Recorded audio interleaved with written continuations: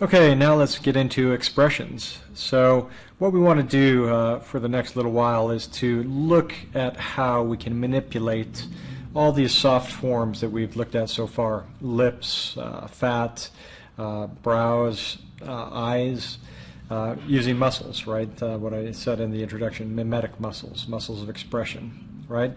And essentially there's a lot of ways you can express this, right? But it's important to capture the subtlety and the construction of the expressions based on the anatomy that we've looked at so far.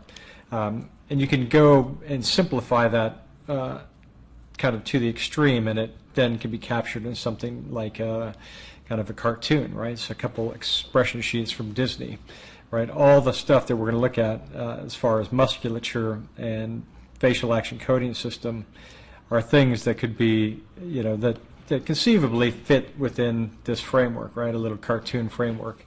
This right in here, that's one of the action units we're going to look at, and this is the zygomatic major muscle going from the corner of the mouth to the zygomatic arch, right? Obviously, the zygomatic arch isn't fully formed in this little guy, although you kind of see kind of a description of it there.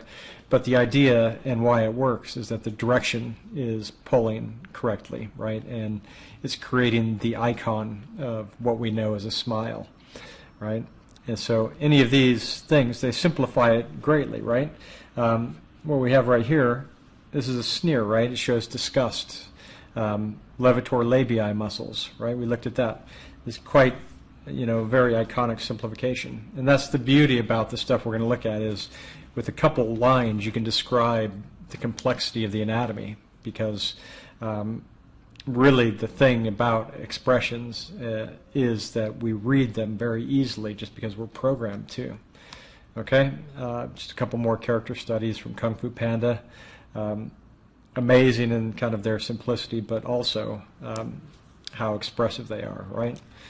And so my background in kind of studying facial expression goes back to kind of the sculpting work, the character work I've done in visual effects, right? This is where I kind of really started to study this stuff. And the first thing that I went in depth into was for Medusa in Clash of the Titans. And while it wasn't a great film, and because some of the stuff with Medusa in it was a little bit ropey as well, I think a lot of the sculpting and the expression work looked pretty good.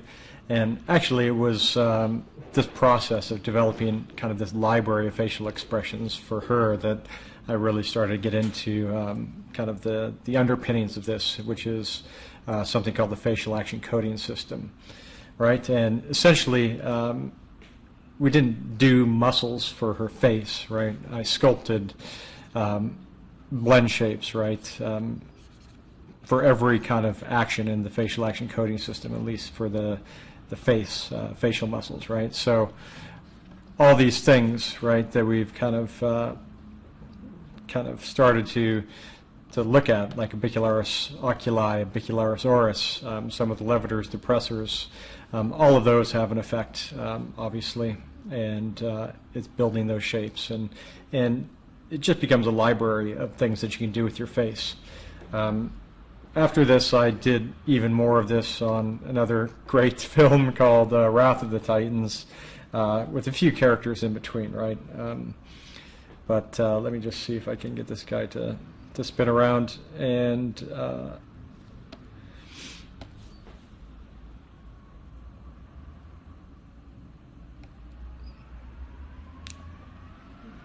so this is kind of the base form, and you'll see him spin around. And the idea, this is kind of what we've studied so far, right?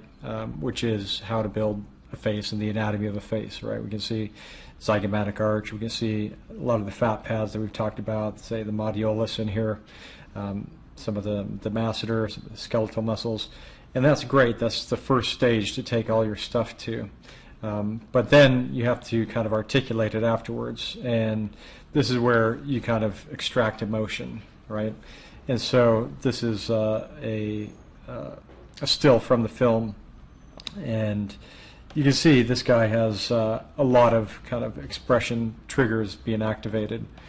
He's a cyclops, so some of the the action units that we would use as humans don't kind of apply, but there's analogies at least for all of them anyways. And so that's kind of where I've approached all this stuff from. Obviously, long ago in the past, I drew and illustrated, and that was good for faces. But really, until you kind of sculpt or draw kind of a bunch of expressions, you really don't get a grasp of it. And so what we need to do first, kind of from here, is we need to look at the facial action coding system and kind of get into how this works. Okay, so here's what it looks like, and this is probably going to be more than you want to know, but essentially these are just kind of representations of facial muscles, right? And you know, they have kind of, so within the facial action coding system, every muscle or kind of action is given an action unit number, right? So as we'll see, something like the frontalis, you know, our little brow razor, that actually has 2 action units for the inside and the outside, right? So 1 and 2. And so on, you know, you then smile, for example, zygomatic major is down here, 12, and he's called the lip corner puller, right? So kind of a simple name to remember it by, and the number. And now you're going to say, do I need to know the numbers? You don't need to know the numbers. I've gotten by for a long time without knowing the numbers, but you need to know the numbers if you're kind of writing things down shorthand or making notes or really studying it, because if you see an image and it has a face on it that's doing something, you know, that's that's kind of a scared face, right? You can describe that with action units 1, 2, 5, and probably 15 and 16, and that's probably it. So you could just say 1 and 2, forehead up, 5, eyes open. Maybe there's a little sneer in there too, right? So that'd be maybe 10, 15, and 16. So you'd have a little kind of string of numbers that could identify it. And that's kind of the way the whole system works. Okay, but before we get into that depth, which will just kind of come as you study, we just want to go through these and study the forms that this makes and kind of where it's located and how to represent it simply, right? Because like I said in the introduction, if you can represent it simply, then that gets you 80% of the way there with expressions. So as we go through this, all these numbers and these descriptions, you might end up developing something like this, which is just a little schematic. This is from one of my old sketchbooks of the kind of the vector of the facial expressions and the numbers of the action units, right? So each one of these will correspond to kind of a muscle or a pair of muscles in some instances, and or half of a muscle, as in the case of frontalis. And essentially the vector is the line of pull, right? Origin to insertion. It's like we know from skeletal muscles. And when you kind of understand the muscles that way, and you understand the skull underneath, then it becomes quite easy to break down expressions and construct them, right? It kind of demystifies the whole thing, which is super important, because a lot of people, when they're kind of doing whatever, drawing or sculpting, will be content with just stopping at a static representation of the face, right? But then it's kind of, you know, it's quite limiting if you don't kind of know how to extend it a little bit further into expressions, right? And it's pretty easy to do if you can kind of understand just a few little components, right, and a few kind of schematic things. We'll see this, that you can quickly kind of take something that is, you know, a simple representation and make it kind of emotionally complex by adding just a few changes, but the changes have to be in the right place, which is why we're looking at all this stuff, okay? So this little guy is going to help us along, and he doesn't look like much, and certainly he isn't much, but we're going to kind of do some kind of expression work with him, right? So we're going to try to capture some of the very simplest things we can do with expressions, and to convey just that first channel of information, right? And like I said in the introduction, you know, we read things like brows really well, angles of brows. We read things like wrinkles, forehead wrinkles, sneer wrinkles, the shape of the mouth, right? All these things. And, you know, you don't have to put very much kind of detail into something, but you can still get to get some emotion out. Right, so this is going to be kind of our little cartoon friend, and we'll kind of see him throughout the lecture on facial action units. Okay, so let's get into that right away. So we'll look at the upper face first. Right, so already mentioned this frontalis action unit 1 and 2, and this is brow raisers. Right, so we remember frontalis. The boundary of him is really important. I think we probably know the skull, but we haven't gone into these details yet. Remember the temporal line. This is going to be the limit of temporalis, right? So it sits medial to the temporal line on both sides. And notice in this view that it's actually 2 strips of muscle, right? Divided by a line in the middle, right? A little space where there's no muscle. And this obviously varies from person to person a little bit, right? Some are narrower, some are wider.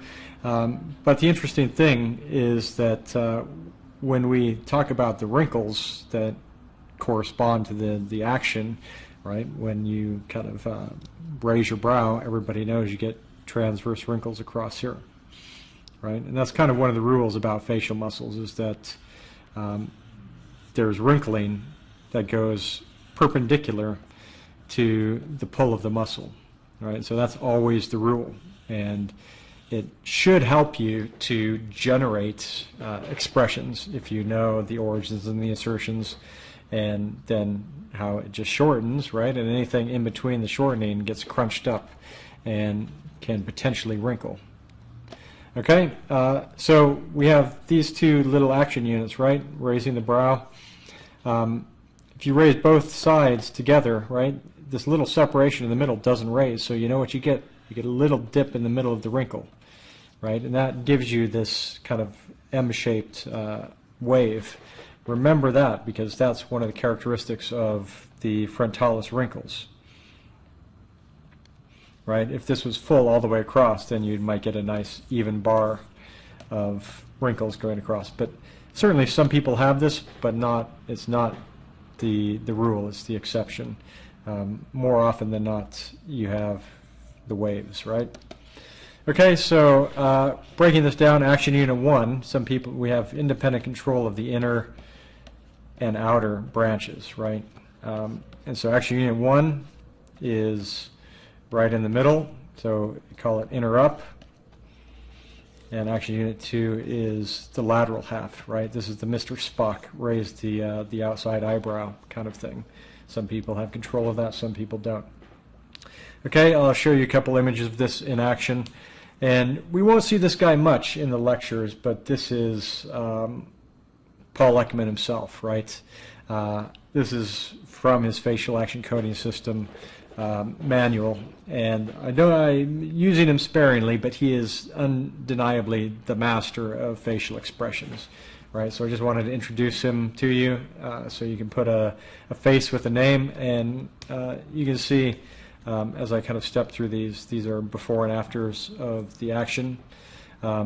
Inner up is what you would expect, right? Contraction of the inner frontalis on both sides, limiting the travel of the wrinkles to just this kind of medial portion of the brow, right? So we get the wrinkles and we get elevation of the brow in the middle, right? Just that. So limited to that.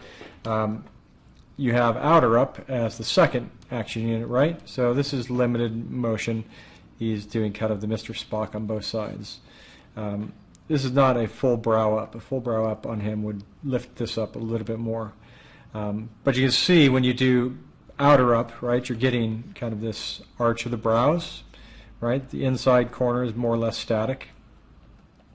So the arch of the brows, and so arch of the brows, wrinkles, and the other most critical thing to brow up expression action unit is that the skin that folds over kind of the lateral rim of the orbit and creates that eye cover fold that we have seen quite a bit, that lifts and pulls up, right? So there's all sorts of travel in the skin up over the rim of the orbit, and what it does is it exposes the upper eyelid, right? And that's super important when you represent this this action unit, right? Is to pull the skin off the brow, off the rim, and you see it as I flip back and forth, right? And reveal the upper eyelid. Okay, so now a couple examples. This guy is doing a full frontalis, right? So action units 1 plus 2. And you can see you get the M shape up here. The actual eyebrows themselves fully raised, but this is what we're seeing, right? This is the important thing that I was talking about. We have full eyelid exposed. This is the rim of the orbit, kind of just the skin pulled tight over it. Now, this guy, we're not seeing as much upper lid as we normally would because this guy is actually activating action unit 5, which we'll see in a minute, which pulls the upper lid up into the socket, right? The levator muscle that we looked at. So essentially it's combining to make a surprised face. Okay, this guy is showing us an asymmetric action unit, and this would be the outer brow up, right? So you can see outer brow up on the left side only. And the wrinkles reflect this pattern, right? So elevated out here. Remember that the muscle itself is limited by the temporal line, right? So that's kind of where the temporal line lays.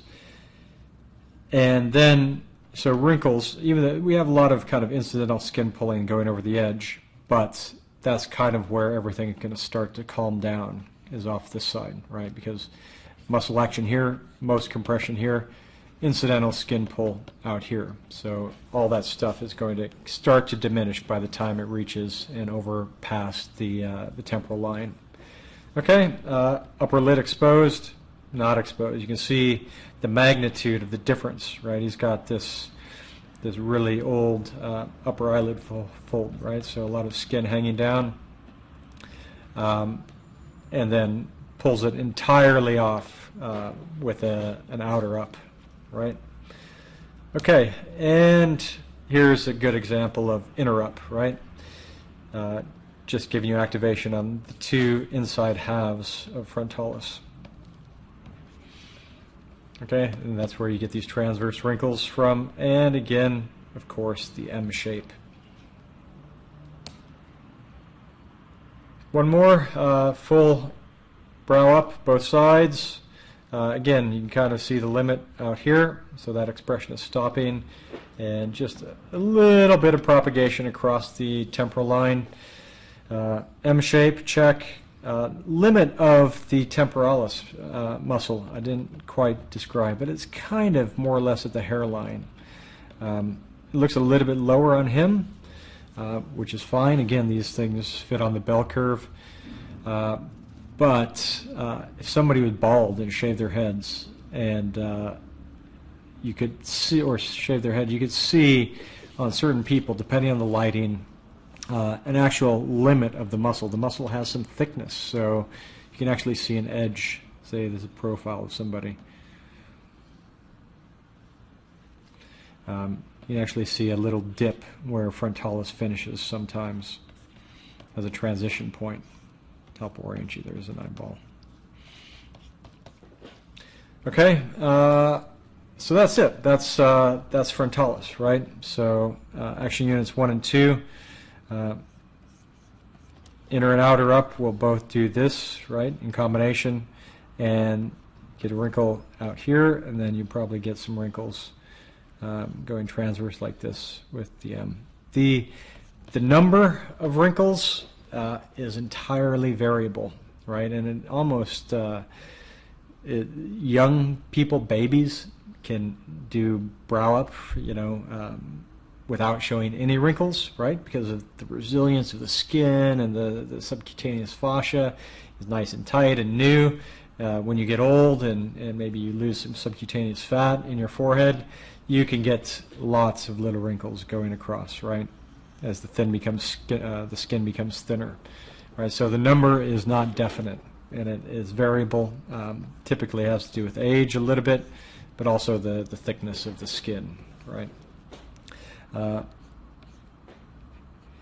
last component of this little expression is showing this upper rim of the orbit, right? I'm going to try not to make that look fuzzy, but those are the components that we're looking for in kind of brow up.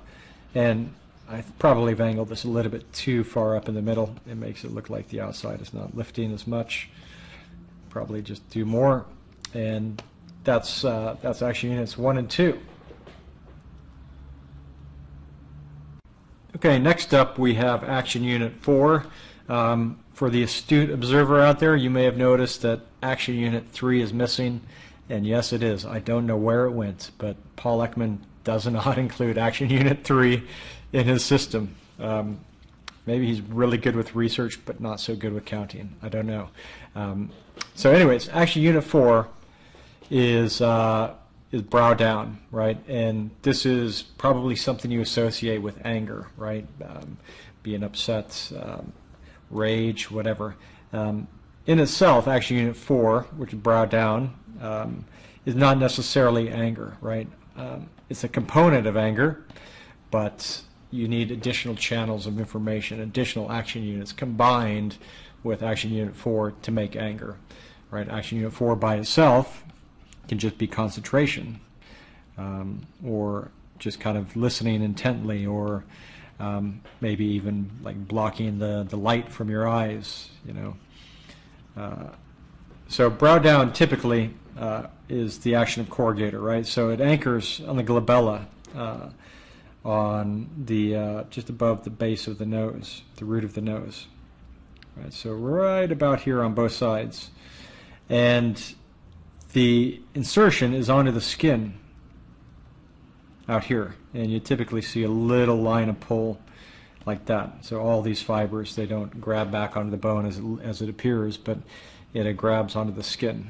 This is actually deep to the orbicularis oculi, so when I say skin, I'm talking about the upper layers. Okay? And how it manifests itself is 1 or 2 vertical wrinkles kind of through the glabella region, right? So that's kind of the major thing that we kind of know. But beyond that, because all the skin is kind of being pulled diagonally, so mostly inward but also downward, we get a drop in the upper eyelid fold, right? So that will descend as a component of this action unit, right? Action unit 4 also integrates into it the action of procerus, right? And procerus is a little strip of muscle that goes from the forehead up to the down to the nose, right? And kind of grabs onto the fascia around the nose. And essentially, this is the one that really gives the downward motion to this expression, right? Corrugator itself is diagonal, but mostly horizontal, right? Procerus is the one that really pulls down, right? So when you're really doing action unit 4, in addition to these 2 vertical wrinkles, you get a horizontal wrinkle right there down across the root of the nose. Okay, and let's see a couple examples. All right, this is a pretty good one with Clint Eastwood, right? Because you're not seeing a huge vertical wrinkle. You can see a few wrinkles here, but you can see kind of the volume of the skin collecting here. right, which is super important. And then, kind of even more interesting than that is you can see the attachment points into the skin out here, right? So this is the fibers of it grabbing on and pulling this way, and you can just even feel the tension there, right? And this is giving rise to all these wrinkles, which over time give rise to something like this, right? A little shearing wrinkle that you sometimes see in people's forehead. That's from doing brow down a lot, right? Action Unit 4. We're also seeing some transverse wrinkles here, right? So this is the result of Procerus acting this way, up and down, from, say, here up to the skin up here. So that's compressing this down between these two little lobes. And finally, we can't see because we don't have the default position of this, but a neutral pose. I mean, you can not, well, you can see the descent of the upper eyelid fold, right? So it's almost totally covering the upper lid now. I'm sure if you relaxed off of this, this would all ascend just a little bit more. Okay, so that's first one. Let's see another one. This is, again, showing, well, this is showing kind of another characteristic, especially on males, right? When you do Action Unit 4, you're getting this, but you're all, because you're pulling down, a little bit of horizontal, this is where the skin is being grabbed, right? So that's being pulled tight. All this stuff is bundling up. But the added effect of all of this, as you kind of descend all the skin, is that the supraciliary arches become exposed in their entirety, right? So the top edge up here is always exposed, but the bottom edge is typically covered by the brows, right, the eyebrows. And so when you descend everything, that becomes exposed, and the little pocket, the little depression underneath the arches and between the margin of the orbit becomes exposed, right? So that just deepens this depression that's created by the skin pulling, the muscle pulling on the skin. Okay, one more example. This is just an example of, obviously not rage, I don't think, but just for concentration, probably, right? And that's the effect, right? And you can see this drop down, this drop down. There's probably another action unit involved as well, right? We probably have the orbicularis oculi compressing some of this, because I can see a few crow's feet out here. Okay, so schematically, brow down does this. If we kind of imagine the base of the nose in here somewhere, you get a couple schematic wrinkles. What the line of the brow, as I've said, kind of descends down.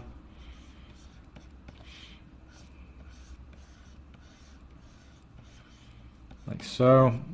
If we do Procerus as well, right, which comes as you kind of push this emotion to the extreme. If you have a mirror, you can try this in front of the mirror right now yourselves. Procerus will give you this horizontal wrinkle, and then what will happen is you get the eyelid fold descending as well. All right, so this is kind of hard because our guy doesn't have fully formed eyelids, but I'll try to sketch some on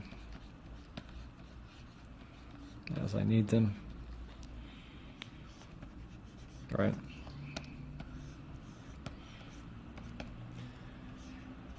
Okay, so that's my amazing drawing for this one. But those are the critical pieces, right? One or two vertical wrinkles, mostly it's two. One is a variation that you can see on some people.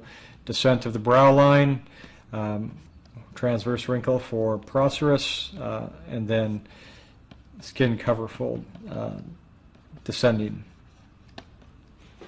Okay. Now, if we take this and we add to it this next expression, Action Unit 5, then we get anger, right? 4 by itself, like I said, is concentration or or anger, but if you add this guy, action unit 5, then it's almost certainly anger. Okay, and levator palpebrae superioris is the one we've already looked at when we talked about the eyes a few weeks ago, right? It's actually this muscle grabbing on right there, and it lifts the lid. It's what keeps your eyes open right now, assuming that your eyes are open right now. In general, it keeps it a default position, kind of just nicely open, but when you crank it up, it exposes the white of the eye, right? A little bit more sclera. And as soon as you expose a little bit more sclera on the top, that's when you start to see an emotional channel of information come through this action unit. Okay, so yours truly, I really nailed this one. Look at that. I'm not great at every action unit, but some of them I excel at, and I will say this is fine work. And you can see, hopefully, I look pretty scary there, right? It's just by itself, it's not enough to read an emotion other than intensity, right? It's kind of an intensity marker for any emotion. But if I drop the brow down, right, it's all gone red. I wish I could sample a nice gray. If I drop the brow down, then it's definitely anger.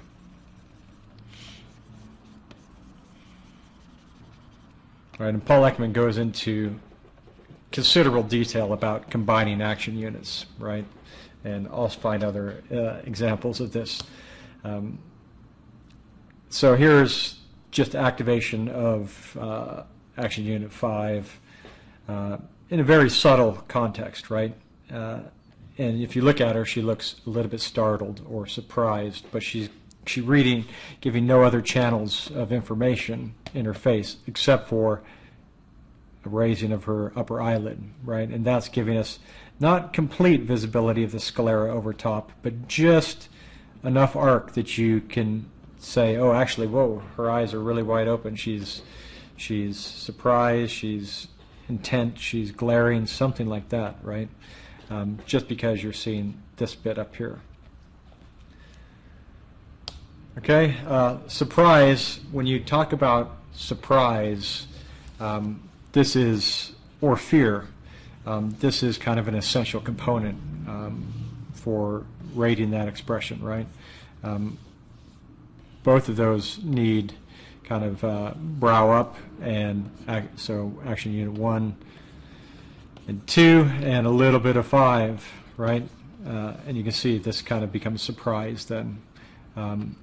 Actually, just brow up by itself can be like inquiry, like just kind of like, oh, really? Like you're doing it, you're asking a question with your brow. But when you combine it with this, then it becomes surprise. Right, as we can see here, right? This would be a totally different face if his brow or his upper lid was down a little bit further.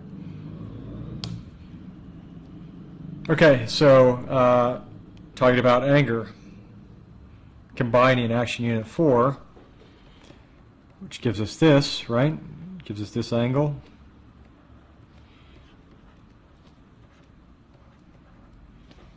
With 5, right? It's a classic combination. As you get used to reading action units or going through the literature, you'll see some pop up again and again and again and again. It's like 1 plus 2 plus 4, or 1 plus 4, or 4 plus 5 is anger, right?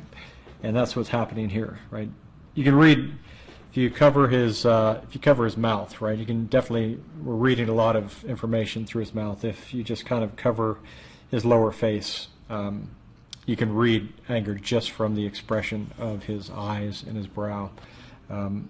His lips just augment that, and also a little bit of one of his levator muscles here. So they all kind of combine to make it a very intense expression, but this would be enough to read it by itself. Okay, surprise expression has all sorts of channels in it, right? So, well, this might be a little bit of a kind of comical surprise. It's showing three things, right? It's showing full brow up, it's showing, which is 1 and 2, it's showing number 5, and then it's also showing jaw drop, which is 27, I believe. And that's like super open mouth, right? And so essentially for super surprise, you need brow up, eyes open, and lips at least parted, right? The further the mouth is open, the more intense the expression. Okay, now orbicularis oculi, and we're a little bit familiar with this already because of our study of the eye. But when we talk about expressions, it kind of divides into two things, two action units. First is action unit 6, and then there's also an action unit 7. 6 itself is called the cheek razor, right? And you can imagine that when we're talking about the cheek razor, we're talking about these outer rings of the eye. And specifically, cheek razor refers to this section, but in fact, we can't just contract that section. It ends up being this whole ring that gets contracted. And so cheek razor essentially lifts the cheek, right? Because this muscle shortens, pulls towards the center. Remember, it anchors in the medial canthal tendon. And as the muscle body shortens, it pulls up the free boundary both laterally and inferiorly, and takes along with it things like the malar fat pad. Right, so that gets lifted. And the characteristic thing that happens with cheek razor is because this gets shortened, right, you start to get crow's feet. And the crow's feet are kind of a big contributor to a lot of expressions. For example, a sincere smile, right, is the activation of zygomatic major. But that alone isn't enough to do a sincere smile. A real sincere smile activates this branch of orbicularis oculi and gives you the crow's feet out here, right, as this muscle contributes to this lifting and augments this lifting along with zygomatic major, right? And so this is this is not my best performance necessarily, but you can see the travel of the cheek, the appearance of a few crow's feet. The problem with my performance is that I've included the next action unit, which is action unit 7, in it as well. It's actually very difficult to separate the action of the outer orbital muscle with the palpebral branch, which is bits on the eyelids, right? So this is action unit 6, this is 7.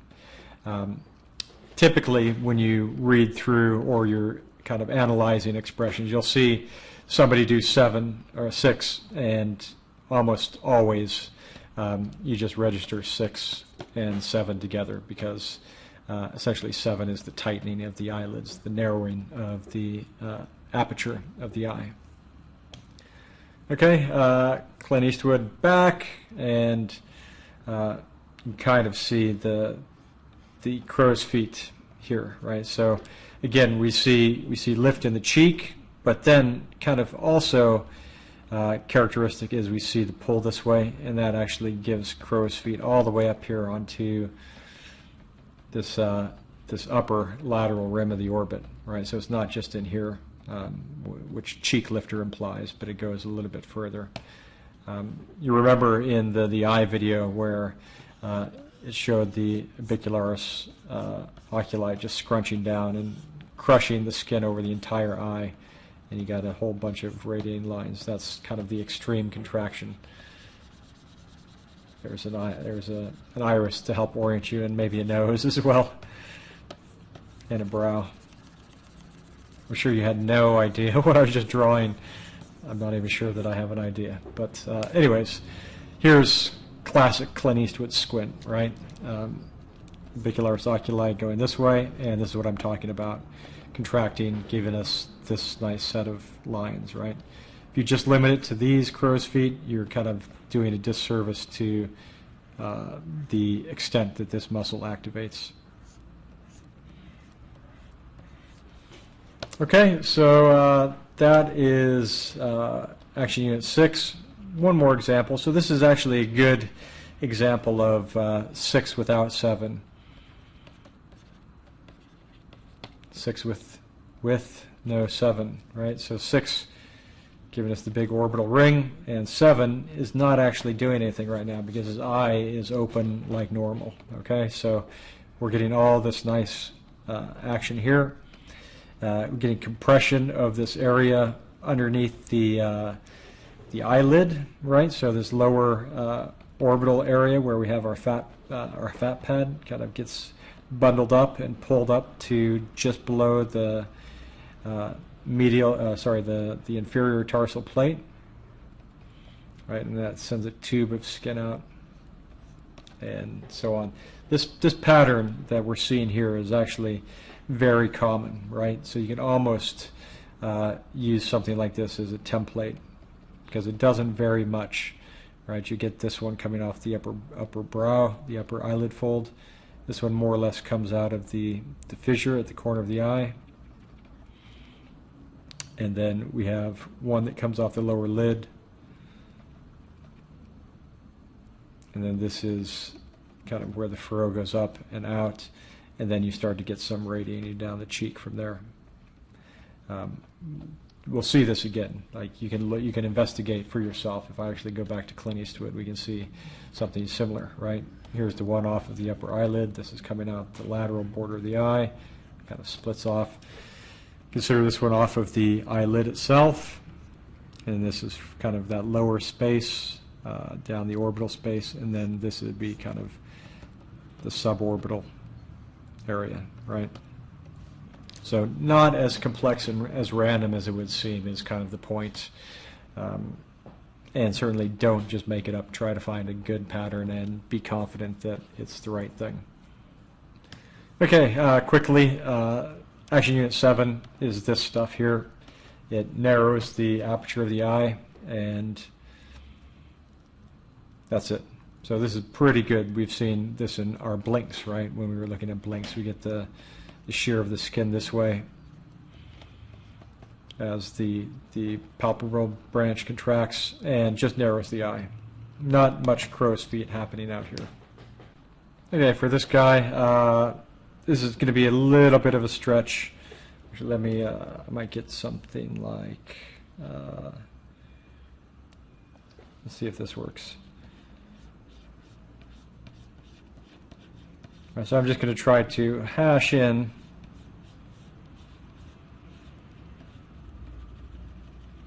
the narrowing and then kind of describe the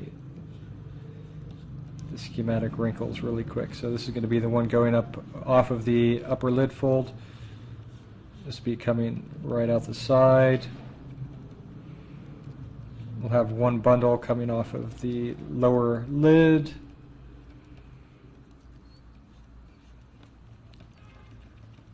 Kind of the lower orbital bundle, and then maybe 1, 2, or 3, kind of diminishing, going down the cheek from the bottom of the orbit. So something like that. That's pretty wrinkly guy, but let me see, what color should his eyes be? No, not white. Struggling to find the color. That's what I need.